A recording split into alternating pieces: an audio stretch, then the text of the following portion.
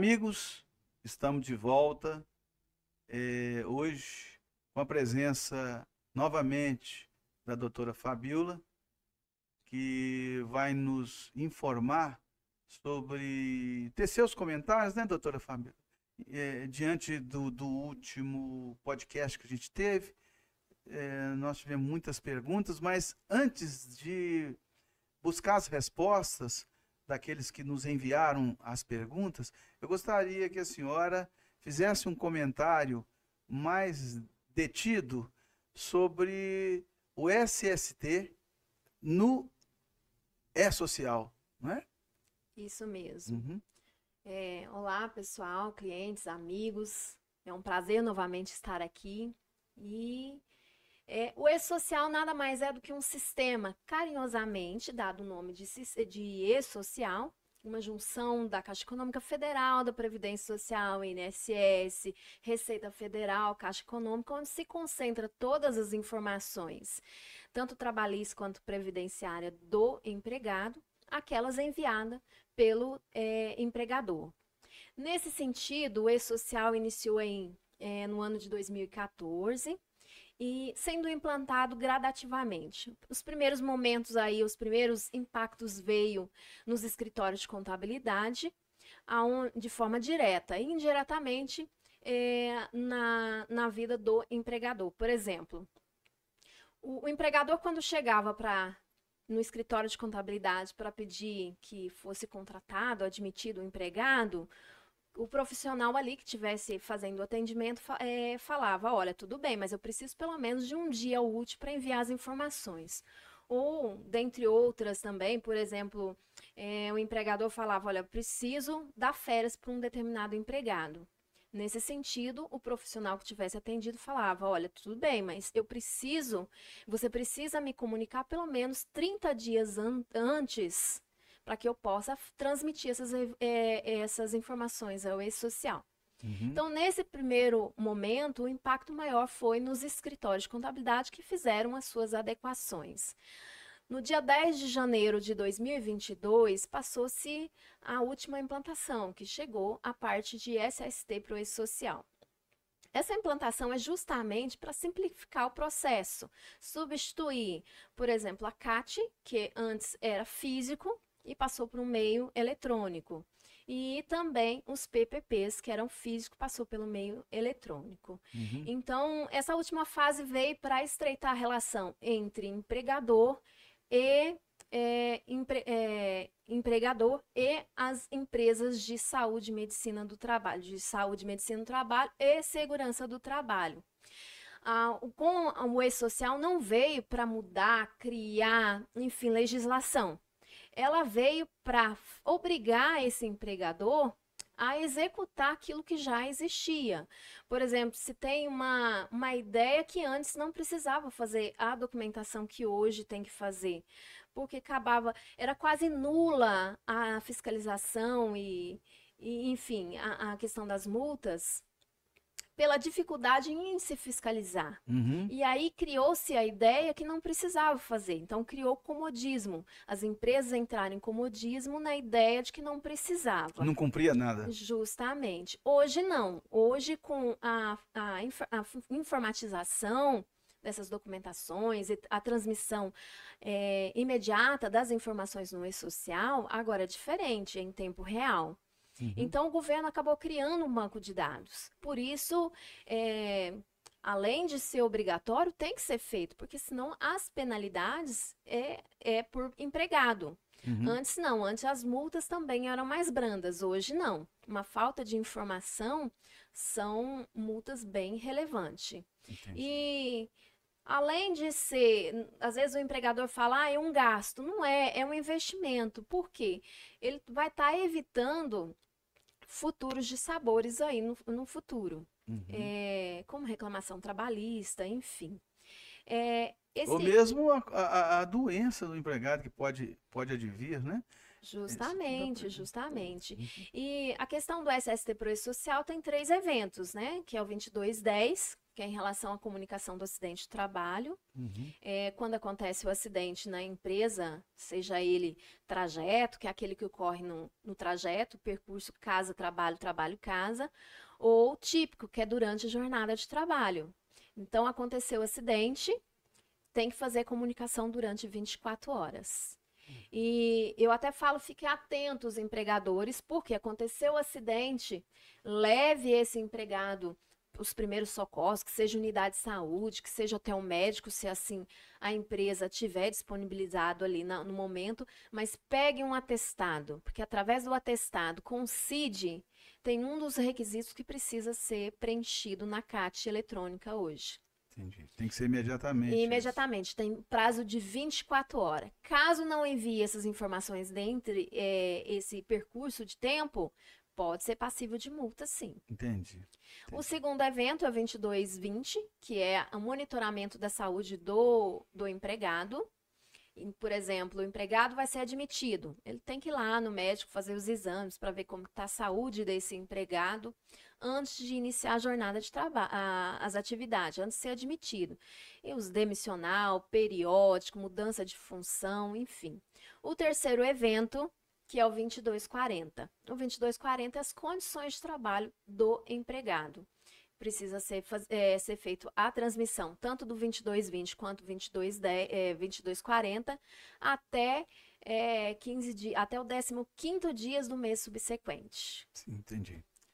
Então, esses eventos todos, conforme a senhora disse, é tudo transmitido via sistema do SPED criado pelo próprio governo, né? Um sistema do governo, não é? Isso. Hoje, as empresas têm um sistema que ela faz a contratação de um sistema que já faz tanto a parte de documentação... Folha de pagamento, etc. Isso, por exemplo, tem a parte da contabilidade, que tem um sistema próprio, né? Nós, da área de SST, também temos o sistema próprio, que vai fazer toda a gestão, criação, elaboração dessas documentações e já faz a transmissão automática. Só esclarecendo que essa primeira implementação, que foi da parte dos escritórios de contabilidade, são específicos dentre as atividades que já realizam, como folha de pagamento, admissão, FGTS, enfim. Essa parte que veio agora, a última parte de implementação, que é a SST para o E-Social, então é uma área técnica, é uma área específica da área de SST, de Saúde e Segurança do Trabalho.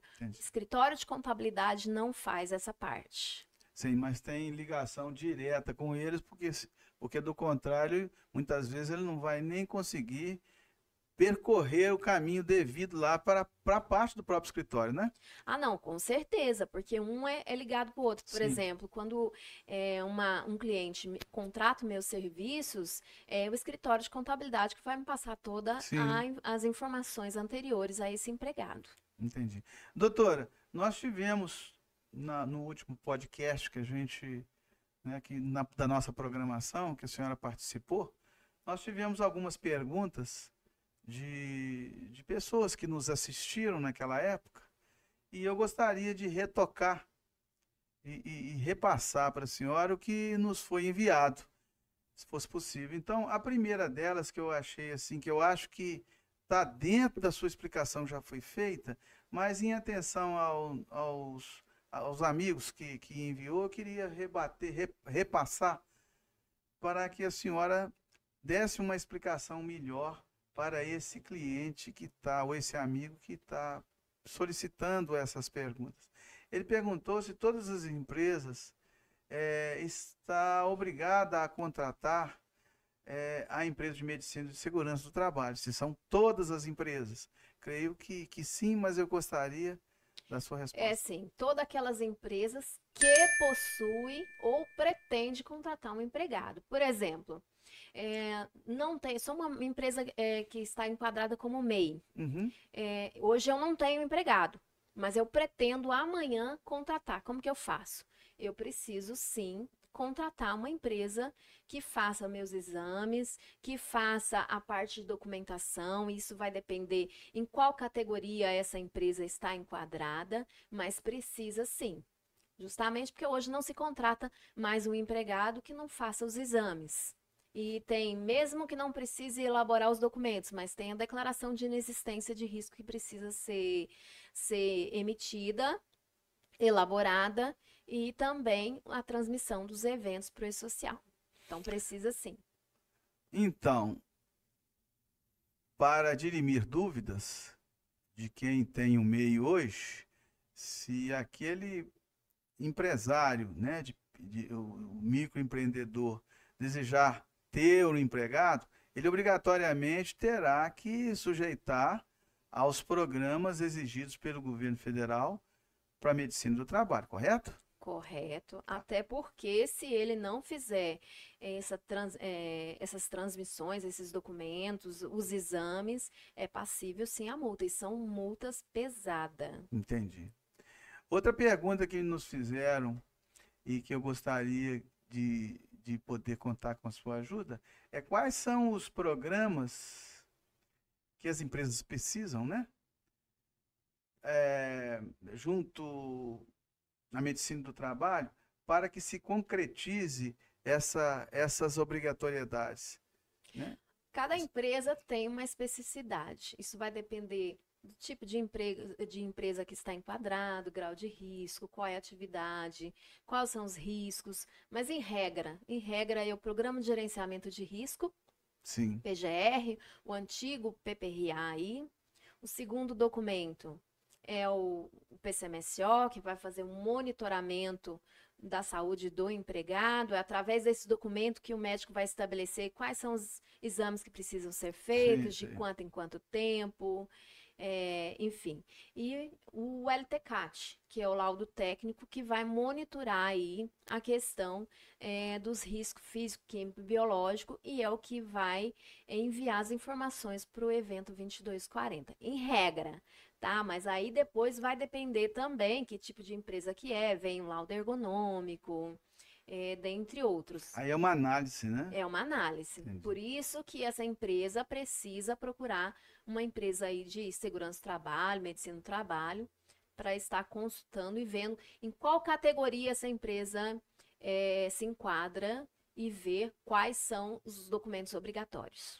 Entendi. Outra questão que também gera muita dúvida é com relação à CAT. Embora a senhora tenha tecido alguns comentários a respeito, mas continuam a preocupação com isso. Então, em termos práticos, quando o empregado se acidenta, mesmo que ele não tenha chegado ainda na empresa, a empresa é obrigada a emitir a CAT imediatamente no momento do acidente, até 24 horas depois. E quais a preocupação maior que o empregador tem que ter neste momento que está emitindo a CAT? O que a senhora sugere que ele deve se prevenir para tanto não prejudicar o empregado, tanto quanto a empresa?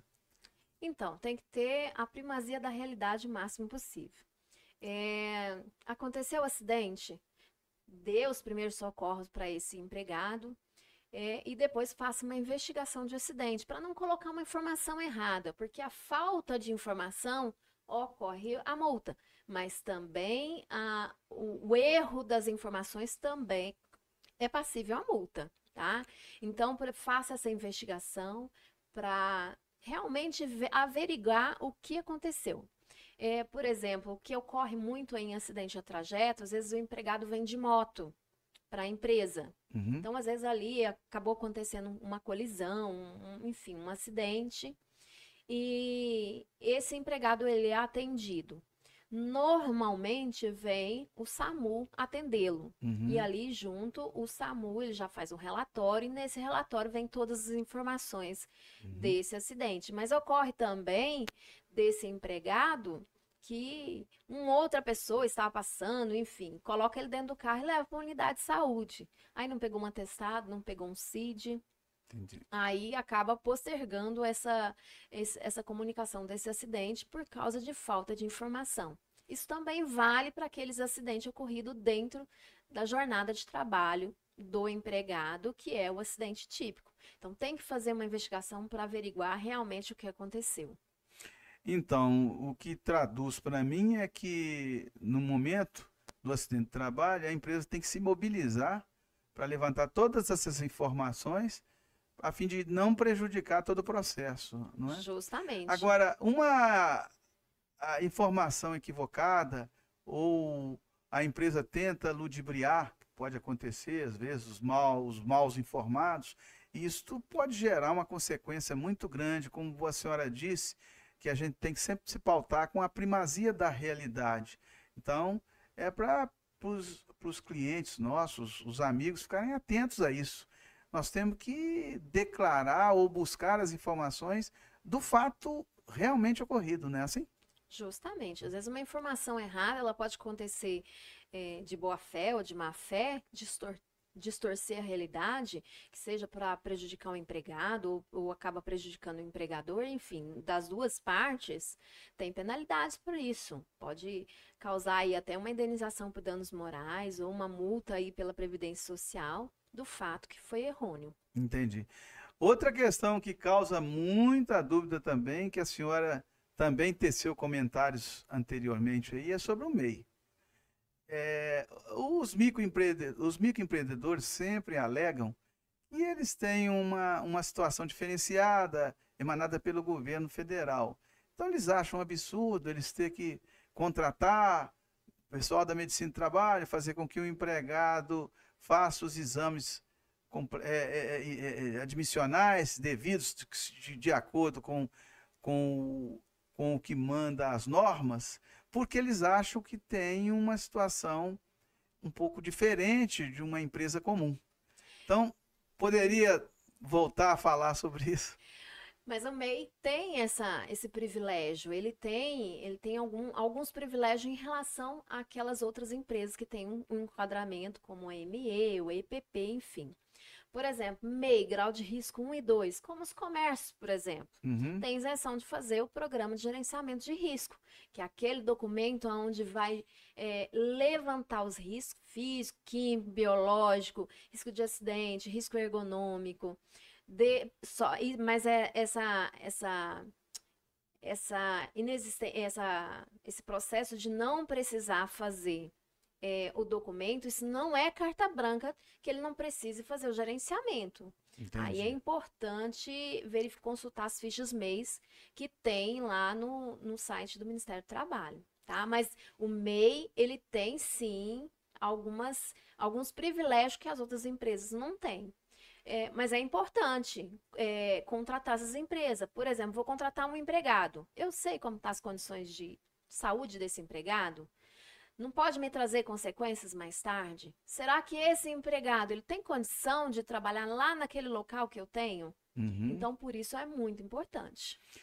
Outra questão que também causa espécie é a questão da doença profissional, certo? Certo. Eu não estou nem vou abordar a doença profissional no decorrer do labor daquela empresa. Mas é importante o exame admissional justamente para perceber se o empregado tem alguma anomalia das empresas que eles trabalharam anteriormente, ou isso é muito difícil detectar, ou não existe essa possibilidade. Não, esses exames é justamente para identificar. Por exemplo, essa MEI realiza um trabalho em altura. Sim. Seja uma empresa pequena, mas colocando placa, é um exemplo que a gente vai dar. E ele precisa de um empregado que faça enfim, coloque as placas lá no local e Os locais. trabalhe. Isso, e precisa subir em andaime, em escada. E aí, como que estão as condições de trabalho? Será como está a glicemia?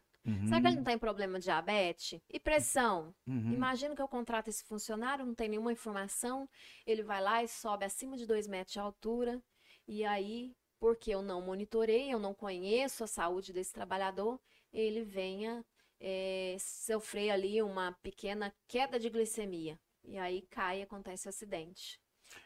Pra vocês verem como é que é sério essa questão, né?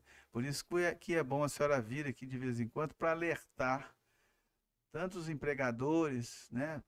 Até porque nós tentamos aqui levar essa informação no sentido preventivo mesmo, independentemente do que a lei determina. Mas esse último fato que ela disse aqui é muito importante a gente se aperceber. Realmente é grave. Você tem que conhecer o empregado que está sendo contratado justamente para evitar uma causa maior de anomalias que talvez a gente não possa suportar.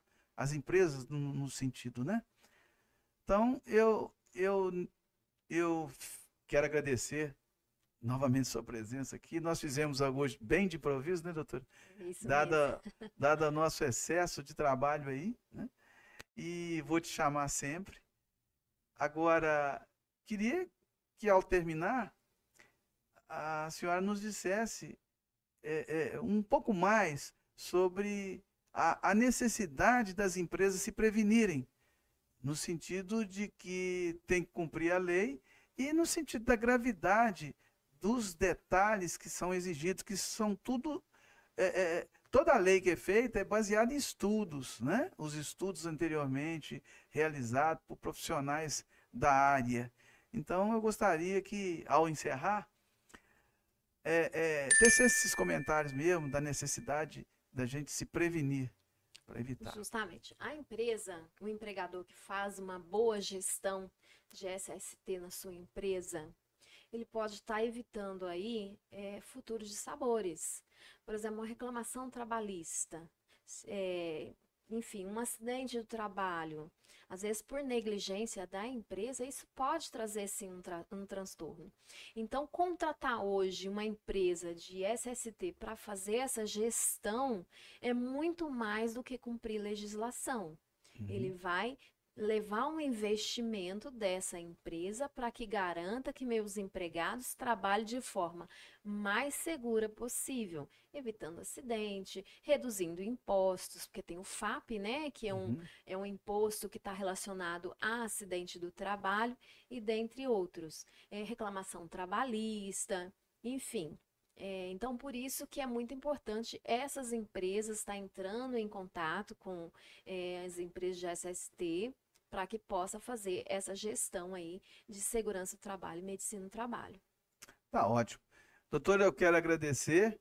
Lá nas redes sociais vão aparecer lá os seus telefones, essas coisas, para a senhora, para quem te procurar, para pedir ajuda mesmo, sobre perguntas e análises, né, que a senhora possa fazer de uma determinada empresa, já que a senhora também é perita. Isso, eu sou perita judicial. Então pode nos ajudar as empresas com conselhos e também dando parecer, às vezes, em algum outro setor que necessita. Fico agradecido e vou te solicitar a sua presença outras vezes, tá bom? E para quem ainda está com dúvida enfim, deixem suas dúvidas, façam as perguntas que eu retorno aqui novamente para esclarecê-los. Muito obrigada. Um abraço, gente. Tchau, tchau.